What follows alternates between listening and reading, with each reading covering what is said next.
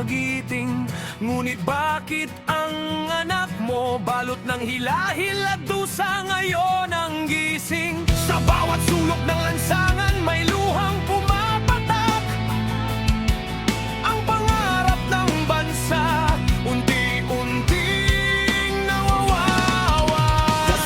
Sa gawit ng ibon sa umaga, dahil ang balita sa radyo ay puno ng pangamba. Ang ngiting Pilipino na dati-rati kay tanyak, ngayon ay nabalitan ng mukhang pagod at pagabot.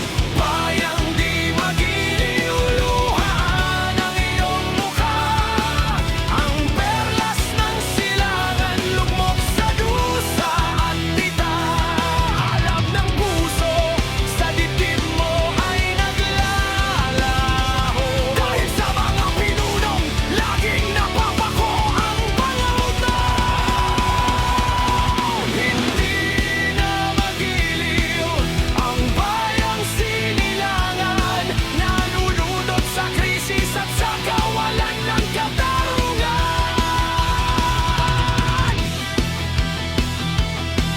Yeah!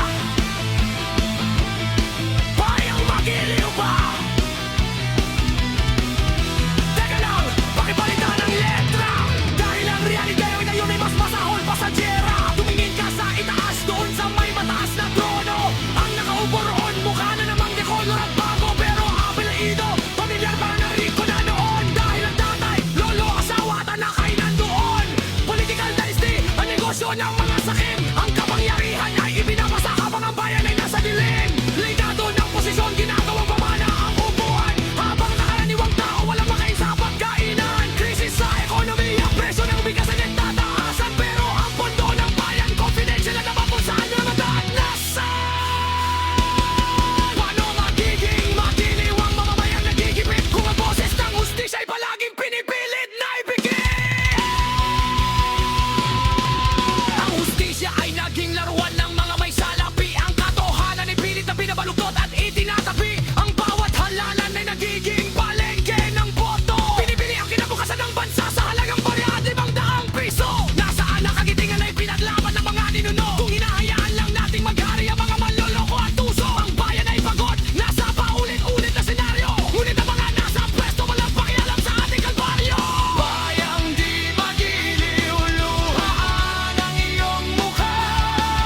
Ang perlas ng silangan lugmok sa dusa at tita. Alam ng puso sa dibdib mo ay naglalaho. Dahil sa mga pinunong laging napapako ang pangako. Hindi na magiliw ang bayang sinilangan, nalulunod sa krisis at sa kawalan ng katarungan.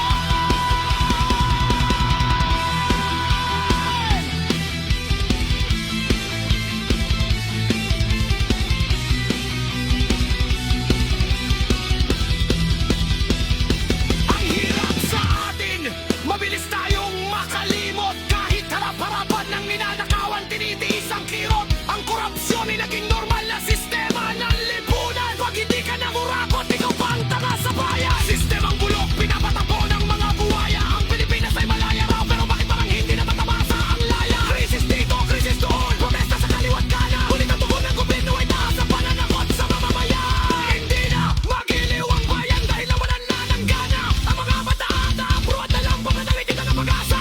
Iniwan ang sariling lupa dahil walang kinabukasan dito. Salamat sa mga dinasya at politikong tuso at abusado. Gisingin ang gali, huwag na pumayag ay maging alipin. Ang bayang magiliw ay may lakas pa para ang kadena ay gupitin. Ibalik ang kulay sa awat-awat na kupas. Ipaglaban ng bukas, humanap ng bagong lunas. Huwag hayaang ang dinastya ang magdikta ng tadhana. Ipagtanggol ang karapatan ng bawat nagnanais ng ginhawa.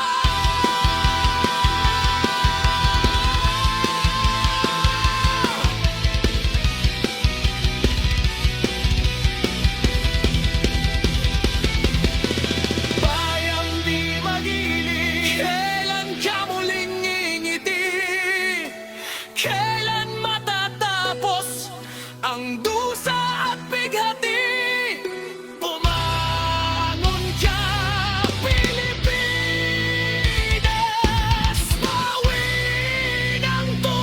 libong